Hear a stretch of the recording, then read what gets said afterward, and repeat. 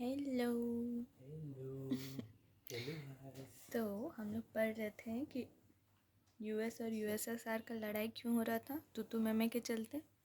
ठीक है ठीक है। कि तुम जो करेगा हम उससे ज़्यादा बेटर करेंगे, तो वन अपमैनशिप का फाइट चल रहा था। ठीक है। और यूएसए को ये भी डर था कि रशिया एक्सपेंड कर रहा है। हम रशिया बोलेंगे तो यूएसएसआर समझना। हाँ, अच्छा, रसिया बोलेंगे तो यूएसएसआर। हम्म। ठीक तो अब वो एक्सपेंड कर रहा था यूएसएसआर। है। ओके। तो यूएसएसआर था कम्युनिस्ट, ठीक है, और यूएस था कैपिटलिस्ट। तो वो उसको डर था कि एक्सपेंड कर अगर करेगा अपना नेबरिंग में और बहुत सारा यूरोपियन कंट्रीज़ में, तो फिर सारा कम्युनिज्म हो जाएगा। ठीक है। तो उसको अपना एक्सपेंड करना था ना, तो ओके। इसीलिए राइवलरी चल रहा था। ठीक है। अब जैसे वो लोग क्या किए, मिररिंग अफेक्ट स्टार्ट कर दिए। जैसे वो अगर यहाँ पे एक सैनिक बैठाया है बॉर्डर पे, तो इधर से भी एक सैनिक बैठाया। वो अगर एक शिप भेजा बॉर्डर पे, तो वो भी एक शिप भेजा। ओके। वो अगर कोई सबमरीन भेजा या फिर कुछ भी भेजा, मतलब एकदम मिररिंग चल रहा है। जो इधर करेगा वो इधर करेगा, हम किसी से कम नहीं। ठीक है। तो जो मियर सेमर थे वो इसको क्या टर्म दिए, ऑफेंसिव रियलिज्म। ठीक है, इस मिररिंग इफेक्ट को। ठीक है। ठीक है। अब हम लोग का क्या था, जो ये था डायनेस्टीज, तो अलेक्जेंडर आके इन्वेड किया था, तो उसको कौन सा बोलते हैं, बैटल ऑफ हाइडसबर्ग, जो 326 बीसी में हुआ था। ठीक है। तो अकबर, अलेक्जेंडर आया था इन्वेड करने के लिए। ठीक है। अकबर के टाइम पे अकबर भी आया, तो इंडिया में लोग बाहर से ही आए थे ना। ठीक है। तो जो लोग भी मतलब फाइट हुआ, बैटल हुआ, तो stakes are not very wide या फिर नॉट वेरी हाई, कि मतलब हम लोग ऐसा नहीं था कि मतलब उस वार के बदले में हमको बहुत ज़्यादा कुछ चुकाना पड़ रहा था। भले मानते हैं कि लाइफ्स जा रही थी, प्रॉपर्टी डिस्ट्रॉय हो रही थी, ठीक है, लेकिन अब क्या हो गया, अब सबके पास न्यूक्लियर वेपन हो गया। ठीक है। तो न्यूक्लियर वेपन मतलब एक छोटा सा किसी कंट्री के पास है, तो अगर वो गुस्सा में भी किया तो whole world can destroy in second. ठीक है। उसका इफेक्ट बहुत ज़्यादा, उसका स्टेक बहुत हाई है कि वो एक सोच समझ के मतलब कदम उठाना वार के लिए, क्योंकि अब जो वार होगा वो सीधा न्यूक्लियर वेपन से बात होगा। ठीक है। तो इसीलिए इसका स्टेक्स बहुत हाई है। तो यूएसए इतना फ्री माइंड, कूल माइंड कैसे रहता था? क्यों? क्योंकि वो हमेशा मतलब बाहर के देशों पे आके अपना बॉम्ब सप्लाई कर दिया, वार जहाँ हो रहा है वहाँ पे ये कर रहा है। उसकी जो मेन लैंड थी वो हमेशा सेफ रहती थी। अब उसका घर में कोई डिस्ट्रक्शन नहीं है तो कूल माइंड ही रहेगा। बाहर बार पड़ोसी का हो रहा हो तो ज्ञान ही देगा ना। ठीक है। तो उसका मेन लैंड जो था वो हमेशा सेफ रहता था, इसीलिए वो एकदम निश्चिंत रहता था कि हमको तो कोई कुछ हो ही नहीं सकता। तो जो उसका यूनिक जोग्राफिकल एडवांटेज था यूएसए को, उसका वो फ़ायदा उठाता था। ठीक है। ठीक है। बट यूएसए का नेबर है क्यूबा, छोटा सा कंट्री है। ठीक है, उसका नेबर में अब क्यूबा क्या किया, वो बन गया एक कम्युनिस्ट कंट्री। कम्युनिस्ट किसका है? यूएसएसआर का। ठीक है। तो मतलब कि सब कैपिटलिस्ट है उसके नेबर में, और एक उसके दुश्मन का, हाँ, जो कि उसके दुश्मन का है। कम्युनिस्ट होना भी गलत नहीं था, लेकिन यूएसएसआर का इन्फ्लुएंस में। ठीक है। तो इसको बोलते हैं जो तो उसको अब टेंशन हो गया, क्योंकि उसका मेन लैंड पे बात आ गया, जस्ट उसका नेबरिंग कंट्री है ना। तो अब कुछ भी कर सकता है यूएसएसआर, उसको वेपन दे सकता है क्यूबा को कि जाओ उड़ा दो, क्या कर लेगा यूएसए। ठीक है। तो अब उसको टेंशन हो गया। तो जो फिडल कैस्ट्रो थे वो प्रेसिडेंट ऑफ क्यूबा थे। ठीक है। तो वो लोग का हमेशा झगड़ा चलते रहता था, क्यूबा और यूएसए का ही, केप्ट फाइटिंग विथ यूएसए। अब यूएसए की इंटेलिजेंस को पता चला कि क्यूबा में मिसाइल्स लगा दी गई है, जो यूएसए की मेन सिटीज़ इसके रेंज में। अच्छा। मतलब जो जो यूएसए की मेन सिटीज़ है, जो भी हो गई हैं, सब इसके टारगेट पे हैं। अब ये इन्फॉर्मेशन मिली उसको इंटेलिजेंस को, अब यूएसए डिफेंसिव हो गया कि अरे मेरा तो एक ही बार में सब डिस्ट्रॉय हो जाएगा। ठीक है। अब ये भी खबर आई कि यूएसएसआर की रशियन शिप्स क्यूबा में आ रही है। ये खबर आई कि रशिया अपना शिप्स वगैरह सब क्यूबा में भेज रहा है। तो और उसको यूएसए को डर लग गया कि अरे ये तब तो सब एक ही बार में ख़त्म हो जाएगा मेरा। ठीक है। तो वहाँ के जो हेड थे यूएसए के, जॉन एफ कैनेडी, उन्होंने रास्ता रोका कि कोई नहीं जाएगा, ओके। कोई कहीं नहीं जाएगा। ठीक है। 13 दिन तक क्यूबन मिसाइल क्राइसिस चला कि कोई न्यूक्लियर बॉम्ब ना मार दे, क्योंकि न्यूक्लियर वेपन चलाना किसी भी रीज़न से वो एक बहुत डेंजरस और बहुत मतलब हमेशा लॉन्ग लास्टिंग इफेक्ट देने वाला एक काम हो जाएगा, रीज़न कुछ भी हो, ठीक है। ओके। तो एकदम ऐसा सिचुएशन हो गया था कि वर्ल्ड वार, मतलब एकदम जो वर्ल्ड था वो क्लोज टू न्यूक्लियर वार था, ठीक है, क्योंकि मेन सिटीज़ जो बिग पावर्स है वो भिड़ गई थी, ठीक है। अब इसके बीच में समवन टुक एडवांटेज, वो कौन था? चाइना। चाइना इन्वेड्स इंडिया, की सबका पूरे दुनिया का ध्यान उधर है, तो हम इंडिया पे अटैक कर देते हैं। और उसी टाइम पे मतलब जो 1962 का वॉर हुआ, चाइना ने इसी बात का फ़ायदा उठाया कि सारा वर्ल्ड का ध्यान उधर है, तो हम इन्वेड कर देते हैं। तो 22 अक्टूबर 1962 को Chinese attack on both front, और कोई भी हम लोग का इंडियन आर्मी रेडी नहीं था, ठीक है, पढ़ाया था ना। ठीक है। अब 1991 में फॉल ऑफ यूएसएसआर, ठीक है, और 1993 में बहुत सारी ट्रीटीज साइन हुए, ठीक है। स्ट्रेटेजिक आर्म्स रिडक्शन ट्रीटी, ठीक, जो कि स्टार्ट 11, मतलब उसका नाम था ट्रीटीज़ वगैरह का, ठीक है। Heavy inter continental ballistic missiles, ये सब को मतलब एक थोड़ा कम रिड्यूस करने के लिए ये सब ट्रीटीज साइन होने लगी, ठीक है। अब do we still need NATO, क्योंकि नेटो किसका ये था, मतलब अपना जो थ्रेट था, हाँ थ्रेट था, तो उसके लिए एक ये बना था, कंट्रीज़ का मिला हुआ एक अलाइनमेंट, ठीक है। तो अब उस टाइम पे ज़रूरत था, अभी है क्या? नहीं। देखो, ये नेटो किस लिए बना था? कोई भी 2-4 कंट्री जो मिल के बनाती है, वो मेनली पर्पस क्या होता है? सिक्योरिटी कंसर्न, ठीक है।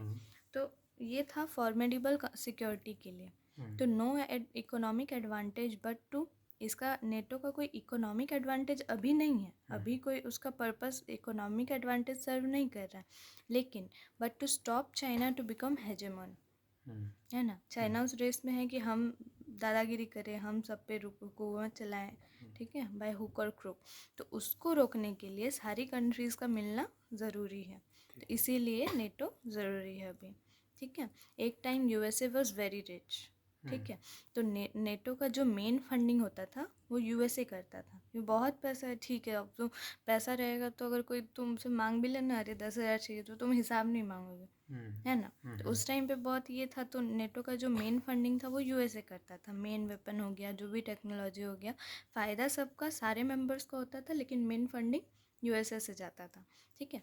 Now USA is not such economic giant, ठीक है, इतना सारा सब चीज़ में खर्चा कर रहे, तो हर वक्त एक जैसा पहले जैसा नहीं रहा, हाँ इकोनॉमिक कंडीशन वैसा नहीं रहा आफ्टर वार्स, स्पेशली वार्स के बाद, ठीक है। तो डोनाल्ड ट्रम्प आर्ग्यूमेंट देते हैं कि NATO is a relic of cold war के टाइम पे ये बना था, ठीक है। तो मिलिट्री एक्सपेंडिचर इसमें बहुत ज़्यादा होता है, तो इसमें हम लोग को मतलब ये हटा देना चाहिए, ठीक है, ये उनका राय था।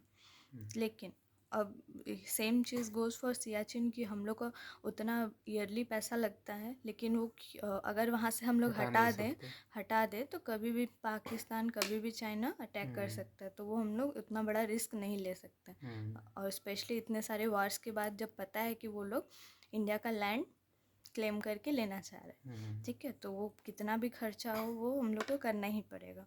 इसीलिए कोड बोला जाता है, freedom and security never comes cheap, ठीक है, nothing is more precious than security.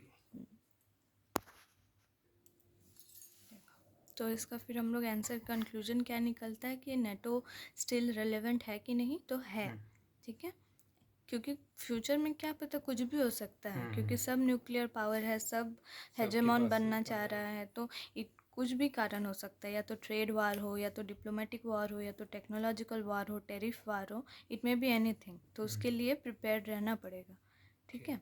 तो कब ये ऑफेंसिव हो जाए क्या पता, ठीक है। तो उस टाइम पे तो स्टेप लेने का कुछ बनेगा नहीं, जो ऑलरेडी एग्जिस्टिंग है हम लोग उसी पे रिलाई कर सकते हैं, ठीक है। तो लेकिन ये सब में Russia can never be counted out, कि ऐसा नहीं है कि वो डिसइंटीग्रेट हो गया तो उसकी पावर्स कम हो गई, या फिर वो वीक हो गया बहुत ज़्यादा, ठीक है, तो उसको काउंटेड आउट नहीं कर सकते कि नहीं तुम अब लाइन से बाहर हो गए, लीग से बाहर हो गए, ठीक है। तो नोबडी शुड हैव एनी ये थॉट अबाउट रशिया कि वो अब बहुत वीक हो गया है तो पहले जैसा नहीं रहा, ठीक है। Russia is never as strong as, Russia के लिए एक बात बोला जाता है कि Russia is never as strong as she appears, ठीक है, and Russia is never as weak as she appears. मतलब जितना हम लोग उसको सोचते हैं कि रशिया बहुत ज़्यादा वीक है तो इतना भी वीक नहीं है, और हम लोग सोचते हैं कि रशिया बहुत बड़ा जाइंट है, बहुत पावरफुल है, तो इतना भी पावरफुल नहीं है, ठीक है। तो रशिया के लिए दोनों बात बोला जाता है, लेकिन it's still a mighty force, ठीक है। अब कोल्ड वॉर 1991 के टाइम पे क्या था, यूएसएसआर पे लड़ाई हो रहा था, ठीक है। आइडियोलॉजी का मिसमैच था कैपिटलिज्म और कम्युनिज्म के बीच, ठीक है। आर्म्स रेस, वन अपमैनशिप की रेस में सब ये हो रहा था, ठीक है। यूरोपियन थिएटर, यूरोप में हो रहा था थिएटर, मतलब जो भी चल रहा था ये सब यूरोप को लेके चल रहा था, है ना, कि यूरोपियन कंट्रीज में कम्युनिस्ट पार्टी होगी या फिर कैपिटलिज्म होगा, यूएसएसआर का रूल होगा या फिर यूएस कंट्रोल करेगा, यही चीज़ का लड़ाई हो रहा था, ठीक है। अब जो इंडिया है उसके रिस्पेक्ट में, ठीक है, अब कोल्ड वॉर 1991 जब था तो उस टाइम पे हम लोग को उतना ज़्यादा फर्क नहीं पड़ा, क्यों, क्योंकि लोग बहुत दूर था, ठीक है, पता है कि हो रहा है लेकिन उतना ज़्यादा इफेक्ट नहीं हो रहा है, ठीक है। अब मान लो कि यहाँ से यूएस में कुछ हो रहा है, ठीक है, तो उसका खबर हमको मिल रहा है तो हाँ ठीक है, हुआ है। अब जैसे कोई बोले कि रवांडा में 4 आदमियों की मौत हो गई, तो बोले कि हाँ तो हुई तो क्या करे सर उसमें, हाँ तो क्या हो गया, ठीक है, उतना फर्क नहीं पड़ेगा। लेकिन यही कोई घर के पास में बोल दे तो अरे, ठीक है, चिंता वाला बात हो जाएगा। अगर मान लो कोई बीमारी से हुआ है तो चिंता वाला बात हो जाएगा कि ये हम लोग को भी अफेक्ट करेगा, ठीक है।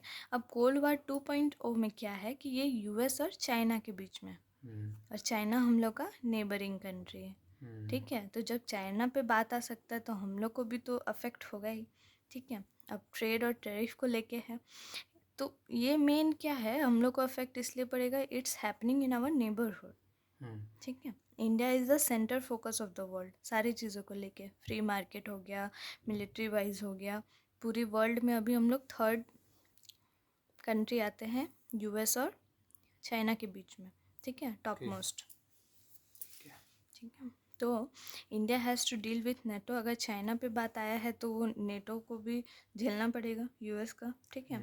तो we were remotely affected cold war 1 के टाइम पे, ठीक है। इंडिया वाज नॉट, उस टाइम पे इंडिया मतलब अभी डेवलप ही कर रहा था, तो उस टाइम पे वो की प्लेयर नहीं था, उसका कोई ओपिनियन या फिर कुछ भी मैटर उतना नहीं करता था, कोई कौन ही जान रहा है इंडिया को, एक है गरीब कंट्री दूर में, ठीक है, वो था। लेकिन इस अभी के टाइम पे क्या है कि India centre focus of the world है, सब जानता है इंडिया को, उसका ओपिनियन मैटर करता है, उसको मीडिएट करने के लिए बुलाया जाता है, तो मतलब इतना इम्पोर्टेंस होल्ड करता है इंडिया, ठीक है। अब हम लोग थोड़ा साइकिल देख लेते हैं कि वर्ल्ड वॉर 2 एंडेड हुआ, ठीक है, उसके बाद क्या स्टार्ट हो गया, कोल्ड वॉर, ठीक है। उसके बाद इंडिया इंडिपेंडेंट हुआ 15 अगस्त 1947 में, उसके बाद इंडिया की फॉरेन पॉलिसी बनी, फॉरेन पॉलिसी हमारी क्या थी, tolerance, inclusive, assimilation, peaceful coexistence, वसुधैव कुटुंबकम, ठीक है। अब इसी को बोला गया नेहरूवियन गांधीयन फॉरेन पॉलिसी, ठीक है। तो फॉरेन पॉलिसी जो होती है ना वो हमेशा प्री डिसाइडेड होती है, ठीक है। अब गांधी जी से पहले भी हमारा जो इंडिया का कल्चर था वो यही था कि पीसफुल कोएग्जिस्टेंस था, वसुधैव कुटुंबकम था, ठीक है। तो जो हमारे कल्चर था वहाँ से लिया गांधी जी ने, और गांधी जी से इंस्पायर्ड होके लिया नेहरू जी ने, तो इसीलिए उसको नेहरूवियन गांधीयन फॉरेन पॉलिसी बोलते हैं, ठीक है, जो अडॉप्ट किया idealism, what ought to be, ठीक है। अब मार्च अप्रैल के टाइम पे इंटरिम गवर्नमेंट स्टार्ट हो गई इंडिया में, ठीक है। तो एशियन रिलेशन कॉन्फ्रेंस बनाने लगे नेहरू जी, ठीक है। वो एक वर्ल्ड वाइड हीरो बन गया था उस टाइम पे, तो सारी और कंट्रीज़ को लेके कॉन्फ्रेंसेस होने लगी, ठीक है। हमारी फॉरेन पॉलिसी का ब्रॉड व्यू दिखने लगा कि हमारी फॉरेन पॉलिसी आगे जाके कैसी होगी, वो होता है ना, नज़र आता है कि हम लोग किस ओर जा रहे हैं, ठीक है। तो Nehru ji said resurgent Asia, क्योंकि एशिया में लगभग सारी कंट्रीज कॉलोनाइज थी, ठीक है, और जस्ट हाल ही में मतलब इंडिपेंडेंस मिला था, डीकॉलोनाइज हुई, तो उसको बोला गया रिसर्जेंट एशिया। ठीक है, वो पर्टिकुलरली इंडिया नहीं बोलते थे, वो एशिया, पूरा एशिया को लेके बात किए। ठीक है, नाउ इट्स एशियाज टाइम, वो बोले now it's Asia's time, Asia has been at the receiving end of colonisation. ठीक है, as a result we faced political, social, cultural, economic.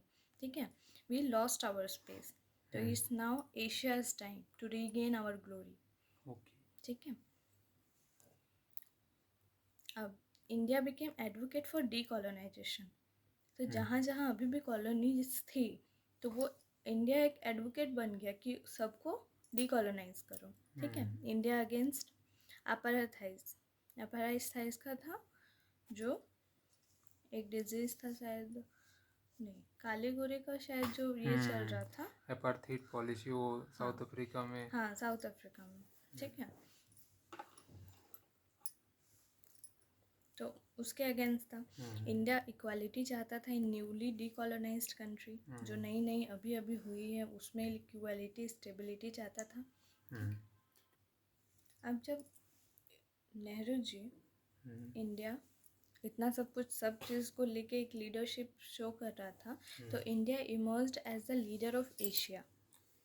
ठीक है, अब मेंस में अगर आए तो जो डायनेमिक एशिया टर्म अगर आए तो उसमें ये लिखना है कि उसका ऑब्जेक्टिव क्या था। ठीक है, ऑब्जेक्टिव क्या था? Provide a common platform. ठीक है, promoting peace and progress all over the world, must not be allowed to become aggressive, Asia will necessary play a wider role. ठीक है, तो नेहरूवियन विजन क्या था कि we set the tone for non alignment, anti colonialism, anti racism, reconciliatory attitude towards the west and world peace. ठीक है, ये सब हमारा विजन था। अब हम लोग किस पे बात किए? इंक्लूसिव एशिया पे, पूरे एशिया को लेके, पर्टिकुलरली इंडिया नहीं। ठीक है, उस टाइम पे तो कोई राइवलरी नहीं, कोई कुछ नहीं, उस टाइम पे तो जस्ट हम लोग सब इंडिपेंडेंट ही हुए थे। ठीक है, अब हम लोग का पॉलिसी कैसे पता चलता है? हम लोग को बहुत सारे कोट्स जो हम लोग बहुत मतलब बचपन से सुनते आ रहे हैं। ठीक है, तो उसी का एक दो एग्जांपल लेके हम लोग समझते हैं कि हमारी फॉरेन पॉलिसी कैसी है। ठीक है, तो महात्मा गांधी का एक बहुत कोट है जो सुने होंगे हमेशा, an eye for an eye will make the whole world blind. ठीक है, तो इसमें क्या है कि जो यूएस और यूएसएसआर के बीच में चल रहा था वन अपमैनशिप। ठीक है, तो नेहरू जी बोले कि हम रिकनसाइल करेंगे, फॉरगेट एंड गिव। और हम लोग को आगे ये दिखता भी है कि जितने भी वार्स हुए, हम लोग टेबल पे क्या किया? Forget and forgive and give. मतलब जो भी हम लोग के पास जो हम लोग वापस लिए थे सब वापस करते हैं। हम लोग देख चुके हैं पहले भी, चाहे वो पाकिस्तान हो, चाहे वो चाइना हो, जब भी टेबल पे नेगोशिएट का बात होता था तो अगर हम लोग के पास पोजीशन है भी तो हम लोग वापस कर देते थे, फॉरगेट एंड गिव। ठीक है, तो ये इसी लाइन से पता चलता है कि ये हमारी फॉरेन पॉलिसी आगे जाके कैसी होगी। ठीक है, उसी का एग्जाम्पल है। और एक है, वैष्णव जन तो तेने कहिए जो पीर पराई जाने रे। ठीक है, कबीर का दोहा है ये। तो ये भी सुने होंगे। तो इसका हम लोग का फॉरेन पॉलिसी पे क्या इफेक्ट है कि we stood with other countries also. ठीक है, साउथ अफ्रीका हो गया, एशिया के और भी अदर कंट्रीज हो गई, सबके साथ खड़े। हाँ, सबके साथ खड़े हो। तो यही लाइन का मतलब है कि वैष्णव जन तो तेने कहिए जो पीर पराई जाने रहे, मतलब दूसरे को दर्द को समझे और खड़े रहे। तो ये हमारी फॉरेन पॉलिसी, तो जो हमारे जो कोट्स हैं उसी से हम लोग का रिफ्लेक्ट करता है फॉरेन पॉलिसी। अब we will not be violent unless it's our last resort. ठीक है, मतलब हम लोग इंडिया का वो कितने भी हम लोग मॉडर्नाइज हो जाएं, कुछ भी हो जाए, लेकिन हमेशा हमें वही चीज़ रहता है कि जब तक वायलेंट होना हम लोग का लास्ट ऑप्शन ना हो तब तक विल नॉट बी वायलेंट। ठीक है, अब इसका एग्जांपल हम लोग अपने एंशियंट जो हमारे एंसेस्टर रहे हैं श्री कृष्ण से सीख सकते हैं कि उन्होंने भी शिशुपाल को 100 गुनाहों के बाद मारा, मतलब 100 गुनाहों तक वो उनको टॉलरेट करते रहे। तो ये हमारी डीएनए में ही है टॉलरेंस, कि हम लोग वायलेंट होंगे ही नहीं फर्स्ट बार में, माफ़ कर देंगे, जाओ माफ़ कर देंगे, हमेशा वही टेंडेंसी रही है। तो अचानक से तो चेंज नहीं हो जाएगी, तो वही ओवर द ईयर्स चलते आ रहा है। ठीक है, तो हम लोग कितने भी बाहर रह ले कुछ रह ले, लेकिन इंडिया हम लोग के अंदर ही रहेगा। ठीक है। अब 3 Ps के बारे में बताए थे कि कोई इंडिविजुअल हो, कोई मैन, उसको क्या चाहिए? पैसा, पावर, सिक्योरिटी, प्रोटेक्शन। तो उसी तरह से हर कंट्री को भी वही चाहिए, 3 Ps, पैसा, पावर, प्रोटेक्शन। ठीक है। ठीक है। तो अब कोल्ड वॉर क्या है कि चाइना तक पहुंच गया, मतलब एशिया पहुंच गया। अब बाकी जो नई नई डीकोलोनाइज हुई थी, तो वहाँ पे तो सब गरीबी थी। ठीक है। और यूएस के पास उस टाइम बहुत पैसा था, तो सब यूएस और यूएसएसआर में मिल गए फॉर द स्टेट रीऑर्गेनाइजेशन, क्योंकि यही लोग दोनों बाइपोलर वर्ल्ड थी। ठीक है। एक यूएस और एक यूएसएसआर, दोनों बड़ी पावर थी। तो जो गरीब थी वो क्या करेंगे? वो अपने स्टेट रीऑर्गेनाइजेशन के लिए तो कुछ कर नहीं सकते क्योंकि पैसे नहीं है। तो वो क्या कि जो छोटी छोटी कंट्रीज थे वो इन दोनों बड़ी कंट्रीज में जाके उनके पार्टी में ज्वाइन हो गए, मतलब उनसे ज्वाइन हो गए। ठीक है। अब in India defence and security was completely ignored. ये हम लोग देख ही चुके हैं कि हमेशा कभी हम लोग ना बॉर्डर सिक्योरिटी पे ध्यान दिए, ना मिलिट्री को ट्रेन करने में अपना ध्यान दिए। ठीक है। ठीक है। जो ARC था, asset reconstruction, was not very successful. ठीक है।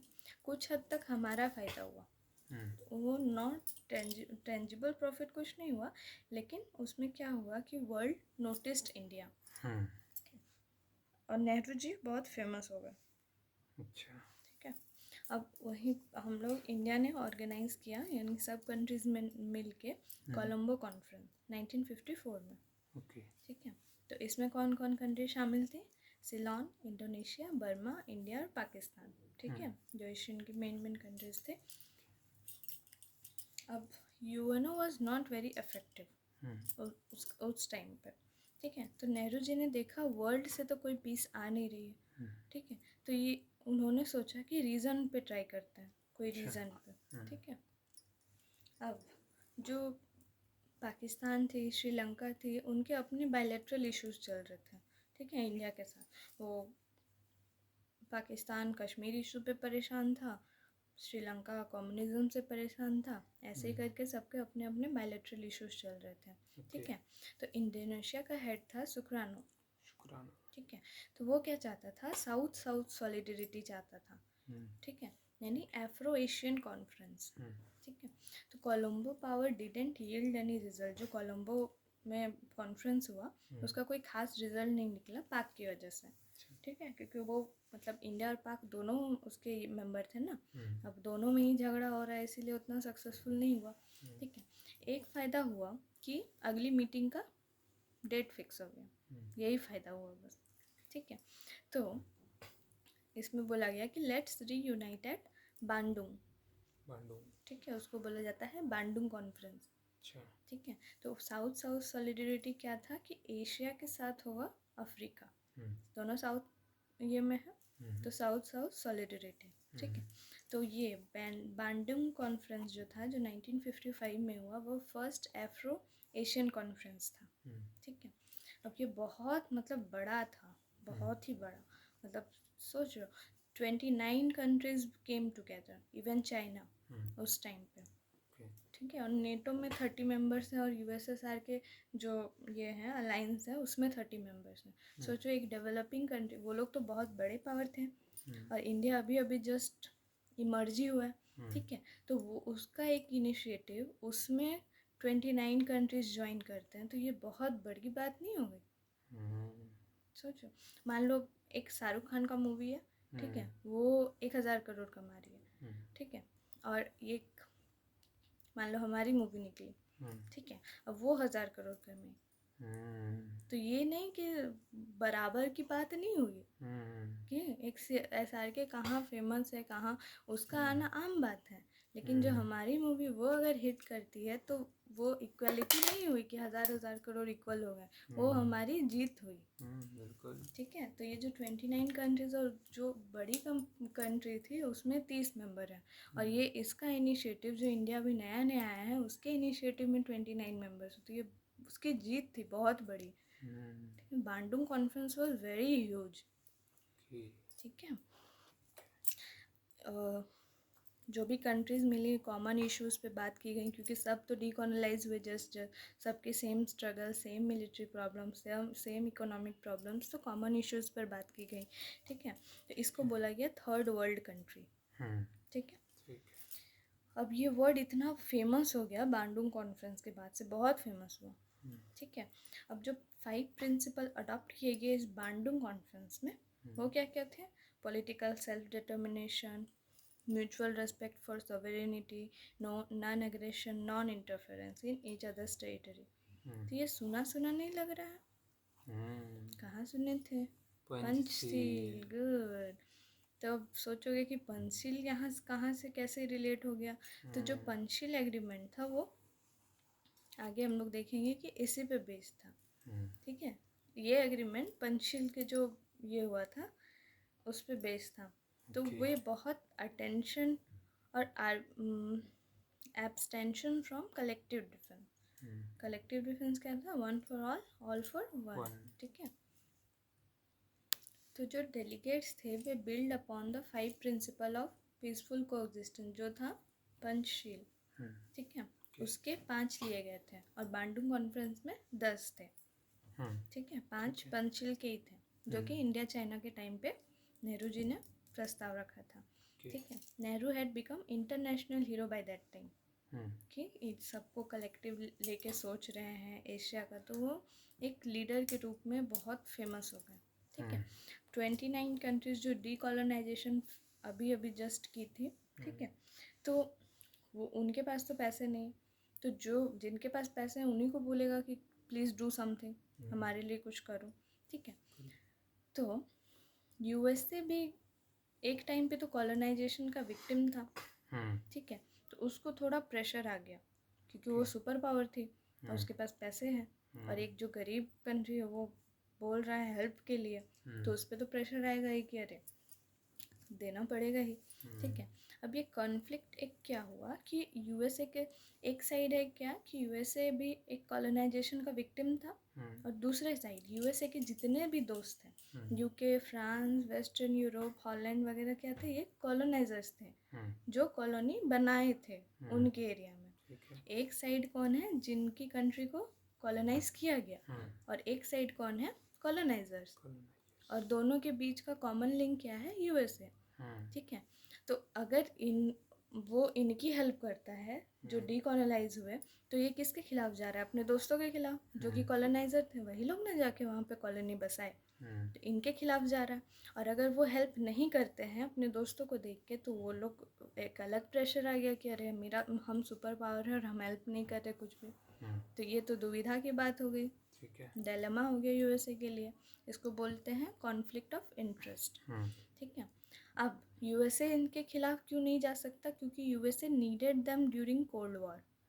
ये सारी जो उनके दोस्त थे, कॉलोनाइजर्स थे, उनको मतलब उनका हेल्प चाहिए था उसको आगे जाके, इसीलिए वो इनके खिलाफ नहीं जा सकता था, ठीक है। तो इसीलिए क्या करने लगा? यूएसए प्रॉक्सी गेम्स खेलने लगा, ठीक है। इंडिया ने ही मेन उकसाया था ना, इंडिया की ही जो इनिशिएटिव था कि जो 29 कंट्रीज आके ज्वाइन हुई, इंडिया का इनिशिएटिव था, ठीक है। तो प्रॉक्सी गेम क्या खेलने लगा कि अगर हम इंडिया को ही अलग जगह इंगेज कर दें तो ये सब भूल जाएंगे, क्योंकि इंडिया मेन लीडर था, ठीक है। तो वो क्या करने लगा? पाकिस्तान को पिन करने लगा, तो वार होने लगे। उसी टाइम पे वार हुआ। तो तुम देख रहे हो कि मतलब यूएस को, अच्छा वो आगे आएगा, लेकिन बता देते हैं कि यूएस को तो पता भी नहीं था कि कोई इंडिया पाकिस्तान करके कंट्री है, बहुत दूर है, ठीक है। ये मतलब हमेशा वो गेम ही चलता रहा। आगे आएगा बताते, इंटरेस्टिंग है बहुत, ठीक है। तो इंडिया यूएसए प्रॉक्सी गेम खेलने लगा और वार करवा दिया पाकिस्तान के साथ। तो इंडिया तुम पाकिस्तान पे ध्यान दो, इधर मत देखो, क्योंकि तुम अगर 29 कंट्रीज़ के साथ मुझे देखोगे तो हमको तो प्रेशर आएगा और हमको कुछ करना पड़ेगा। अगर हम कुछ किए तो इनसे झगड़ा हो जाएगा और ये हमको चाहिए, ठीक है। तो वो तो डिलेमा में, तो अपना डिलेमा दूर करने के लिए वो वार करवा दिया कि तुम उधर बिजी रहो, ठीक है। तो जो हमारा लीडरशिप था वो कोई ऐसा नहीं था कि मतलब स्ट्रिक्टली कोई डूज एंड डोंट्स था, everything is modified as per condition, ठीक है। अब एक कोट बोला जाता है कि your team is as good as your captain. Your team is as good as your captain. Okay. ठीक है, कि तुम्हारा कैप्टन जिस डायरेक्शन में जाएगा वैसे ही होगा। तो 29 कंट्रीज का जो ये था, ठीक है, ग्रुप था, तो उसका एक तरह से कैप्टन कौन था? इंडिया था।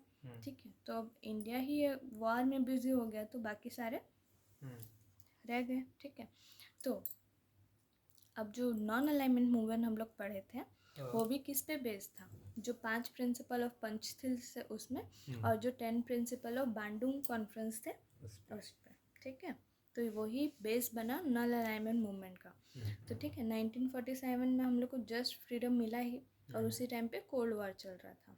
ठीक है, तो हम लोग ने क्या किया कि यूएस को भी मना कर दिया और यूएसएसआर को भी मना कर दिया, है ना। यही किए थे कि हम लोग नॉन अलाइनमेंट मूवमेंट करेंगे।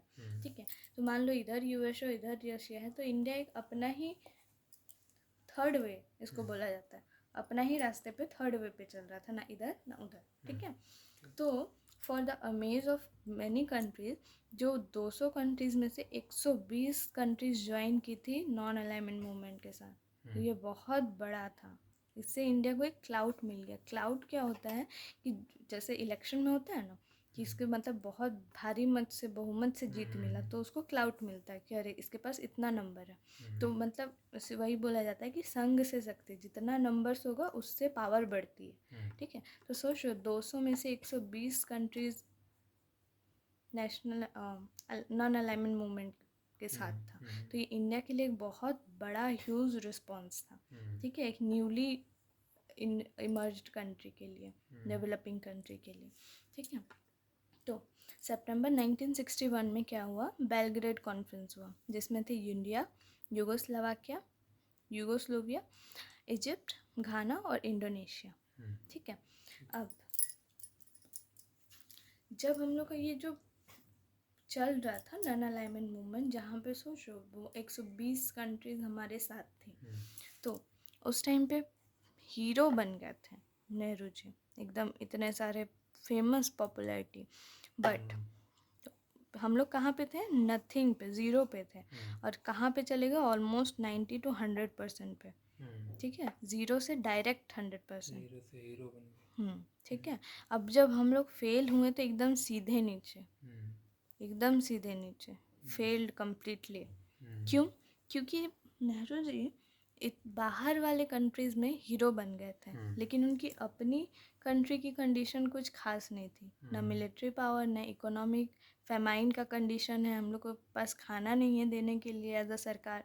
ठीक है, तो ये सब डोमेस्टिक प्रॉब्लम्स चल रही थी। तो हम लोग का ये फेल होने का रीज़न क्या था? They didn't have domestic policy sorted out. अपना कंट्री स्ट्रांग नहीं है, हमारे साथ बहुत मतलब सारे इश्यूज हैं उनको सॉर्ट आउट करने के लिए, उनको छोड़ के वो बाहर के देशों पे हीरो बन रहे थे। ठीक है, तो ये मेजर रीज़न बना फेल होने का। ठीक है, तो इसको एक कोट बोला जाता है, मोर एयर देन सब्सटेंस। ठीक है, मतलब एक बढ़ा चढ़ा के कि अरे उनका कंट्री ऐसा है वैसा है, लेकिन हम जब ग्राउंड रियलिटी में आते हैं तो हम लोग फेमाइन से जूझ रहे हैं, गरीबी से जूझ रहे हैं, पैसे नहीं हैं, बहुत सारी रीजंस हैं। ठीक है, और उसी के अगले साल क्या हो गया? Sino India war. तो इसी के लिए बोला जाता है NAM के लिए कि it was very successful till it failed completely, मतलब बहुत ज़्यादा सक्सेसफुल, 0 से 100 तक एक ही बार में चल जाना। तो साइनो इंडिया वार हुए तो इंडिया और उसकी फॉरेन पॉलिसी और कोलैप्स हो गई, है ना। ठीक है, तो मैडम इंदिरा गांधी क्या किए कि पहले तो आइडियलिज्म पे चल रहा था, अब वो जब छोटी से मतलब वो भी तो पॉलिटिक्स में इंटरेस्ट रखी हैं, तो अपने पापा को हमेशा वो देखती आई हैं कि हमेशा आइडियलिज्म की बातें करते हैं, आइडियलिज्म पे चलते हैं। ठीक है, तो जो भी आइडियलिज्म, उससे हुआ क्या फ़ायदा? कुछ नहीं हुआ। ठीक है, तो इंदिरा गांधी बोली लेट्स एक्सपेरिमेंट विद रियलिज्म। ठीक है, she had seen Nehru ji's foreign policy, उनको फेल होते हुए देखा था, इसीलिए लेट्स एक्सपेरिमेंट विद रियलिज्म। अब जो नॉन अलाइनमेंट मूवमेंट था वो doesn't have a formal constitution और परमानेंट सेक्रेटरी, ठीक है, सब कंट्रीज़ मिल के डिसाइड करते थे, कोई एक पर्टिकुलर हेड नहीं था कि हम डिसाइड करेंगे और फैसला सुनाएंगे, ठीक है। The administration of NAM is non hierarchical in nature and on rotational basis, कि अब तुम जैसे 120 कंट्रीज हैं तो रोटेशनल वाइज, ठीक है। Decisions are made by consensus, सबकी मर्जी से। Members must substantially agree to the motion, ठीक है, मतलब मेजॉरिटी एक उसमें एक मत होने चाहिए, ठीक है। तो ऐसे फैसला होता था। तो एक चीज़ नोटिस करना, more the things change more they remain the same. मतलब समझ में? जैसे जब हम लोग स्कूल में थे, ठीक है, तब भी हम लोग दुखी थे कि अरे इतना सारा होमवर्क है, सुबह उठ के जाना है, इतना होमवर्क करना है, प्रोजेक्ट बनाना है, ठीक है। अब स्कूल से हम लोग कॉलेज में गए, फिर भी हम लोग दुखी थे कि असाइनमेंट बनाना है, प्रोजेक्ट कंप्लीट करना है, सेमेस्टर्स देने हैं, ठीक है। जॉब हो गया तब भी हम लोग दुखी हैं, टाइम नहीं मिल रहा है, ये हो रहा है, वो हो रहा है, छुट्टी नहीं मिल रहा है, ठीक है। तो ये क्या है कि more the things change, things तो हमारी लाइफ में चेंज होती जा रही है, लेकिन हम लोग क्या है फिर भी दुखी ही है, तो वो चीज़ से मतलब सेम ही रह जा रहा है। तो more the things change more they remain the same, ठीक है। तो अब जैसे हम लोग क्वेश्चन किए कि इज़ नेटो रिलेवेंट, तो हम लोग देखें कि हाँ वो ज़रूरी है। तो उसी तरह से क्या नॉन अलाइनमेंट मूवमेंट जो है वो रेलिवेंट है, क्योंकि वो किस टाइम पे बना कि जब चॉइस करने का बारी आया कि यूएस में मिल जाओ या फिर USSR में मिल जाओ, तब हम लोग नॉन अलाइनमेंट मूवमेंट किया, है ना। तो अब क्या ये रिलेवेंट है, क्योंकि ना तो अब हम लोग को चूज़ करना है, ना वैसा सिनेरियो है, अब हम लोग मिलिट्री सारे चीज़ में बेटर है, तो अब क्या ये रिलेवेंट है, ठीक है। तो नॉन अलाइनमेंट मूवमेंट क्या था कि ये क्रिएशन ऑफ कोल्ड वॉर था, ठीक है। चैलेंजेस, लेकिन जो बना था वो किस चीज़ के लिए बना था कि जो कंट्रीज़ के इश्यूज़ हैं उस पर फैसला करने के लिए, उसको बेटर करने के लिए, ठीक है। तो अभी हम लोग भले ही बेटर पोजीशन पे हैं, लेकिन वो चैलेंजेस ख़त्म हुए क्या? कुछ ना कुछ तो लगा ही हुआ है, ठीक है। चैलेंजेस तो ख़त्म नहीं हुए, ठीक है। तो ये जो NAM था उसमें 120 कंट्रीज थी, तो हम लोग को उससे क्या मिला, क्लाउड मिला कि 200 में से 120 कंट्री हमारे साथ हैं, ठीक है। तो ये हम लोग को री इन्वेंट करने की ज़रूरत है, क्योंकि एक होता है ना कि हम लोग को भीड़ ऐसे नहीं मिलती, भीड़ बहुतों को नहीं मिलती, ठीक है। तो वो भी जब हुआ था मतलब पहले भी जब कुछ मेजॉरिटी का बात था, तो जहाँ पूजा वूजा होता था वहाँ पे भीड़ इकट्ठा होती थी, तो वहाँ पे जाके नेता लोग ये करते थे, सबको कन्विंस करते थे कि हम लोग को ऐसे करना है, वैसे करना है, क्योंकि भीड़ तो बुलाने से आएगी नहीं, तो जहाँ भीड़ है वहीं जाना है, वहीं जाके करने से फ़ायदा है, ठीक है। तो अब हम लोग कोई भी नया शुरू करेंगे तो उसमें 120 कंट्री हम लोग को मिल ही जाए उनकी सपोर्ट, तो ये तो कोई ज़रूरी नहीं है, ठीक है। तो जो ऑलरेडी हम लोग के पास भीड़ है 200 में से 120 कंट्रीज़ की, उसको ज़रूरत है हम लोग को री इन्वेंट करने की, ठीक है। हाँ, जो हम एग्जांपल दे रहे थे, जो लोकमान्य तिलक थे, कि उनको जब रियलाइज़ हुआ कि हम लोग को फ्रीडम के लिए बहुत ज़्यादा लोगों की सपोर्ट चाहिए, ठीक है। तो वो क्या करते हैं, भीड़ तो मिलती नहीं है कि हम लोग एक एक के पास जाके बोले कि अरे हमको फ्रीडम के लिए सपोर्ट चाहिए तो तुम सपोर्ट करो, हम लोग के साथ आओ, ठीक है। तो वो क्या किए कि जहाँ पे पूजा लगता था, जहाँ पे मेला लगता था, वहाँ जाके लोगों को जागरूक करना शुरू किए कि हम लोग को फ्रीडम चाहिए, हम लोग को एक साथ आना होगा। तो जहाँ भीड़ है उसको री इन्वेंट करना पड़ता है, ठीक है। तब री इन्वेंटिंग नॉन अलाइनमेंट मूवमेंट। तो अभी जो नरेंद्र मोदी हैं वो इसके समिट को बार बार स्किप करते जा रहे हैं, ठीक है। तो वो सोचा कि रेलेवेंट ही नहीं है तो क्या करेंगे समिट में जाके या फिर पार्टिसिपेट करके, ठीक है। लेकिन अब आ गया कोविड। कोविड ने हम लोग को जगा दिया कि जगह जगह हर तरफ दोस्त होने चाहिए, ठीक है। अमीर हो, गरीब हो, छोटा हो, बड़ा हो, वी नीड नंबर्स, ठीक है, वी नीड फ्रेंड्स। तो ये चीज़ रियलाइज़ होने लगा, ठीक है। तो IR में एक बात बोली जाती है, if you have 100 friends you have 1 less, ठीक है। कि अगर तुम्हारे पास 100 फ्रेंड्स भी हैं लेकिन एक कम है, but if you have 1 enemy you have 1 extra, ठीक है, तो अगर इनेमी है तो उसको जल्दी से कम करो, और दोस्त हैं तो और बढ़ाओ। 2006 में हुआ Havana summit. 19th non alignment summit कहाँ पे हुआ? युगांडा के लीडरशिप में कंपाला में। ठीक है, डीपनिंग, उसका एम क्या था? Deepening cooperation for shared global affluence. ठीक है, उसके बाद फिर इजराइल हमस वार हुआ, तो इंडिया ने विश्वामित्र इनिशिएटिव लॉन्च किया। ठीक है, टू प्रमोट पीस। ठीक है, अब जो नॉन अलाइनमेंट था वो न्यूट्रल नहीं था दोनों कंट्रीज़ को लेके, कि हम न्यूट्रल हैं। अब जैसे मान लो कि एक पड़ोसी, ठीक है, दोनों के यहाँ पे, ये इसके घर में कचरा फेंक दिया, इसके घर में कुछ फेंक दिया, तो झगड़ा हो रहा है, और तुम्हारा घर यहाँ सामने में है। ठीक है, तो अगर तुम दोनों को कुछ नहीं बोल रहे हो, ठीक है, तो वो न्यूट्रल होना नहीं हुआ, कि हम इसको भी कुछ नहीं बोल रहे हैं, उसको भी कुछ नहीं बोल रहे, गलत देख के चुप हो। ठीक है, और ये पैसिव भी नहीं था, ये एक थर्ड वे था। ठीक है, NAM engaged in peaceful interventions in global politics, वो पीसफुल कोएग्जिस्टेंस का बात करता था। ठीक है, और दोनों में चूज़ क्यों करना था? क्योंकि वो लोग आर्म रेस का पार्ट थे, तो इंडिया वो नहीं बनना चाहता था, वो पीसफुल इंटेंशंस थे। ठीक है, जो सत्याग्रह भी था, तो ऐसा नहीं है कि हम लोग अगर किसी ये में बन रहे हैं कॉन्फ्रेंस में, या फिर जो ग्रुप बन रहे हैं, तो उसमें नहीं कि ग्रुप बना के छोड़ देना होता है, एक्टिव रहना पड़ता है।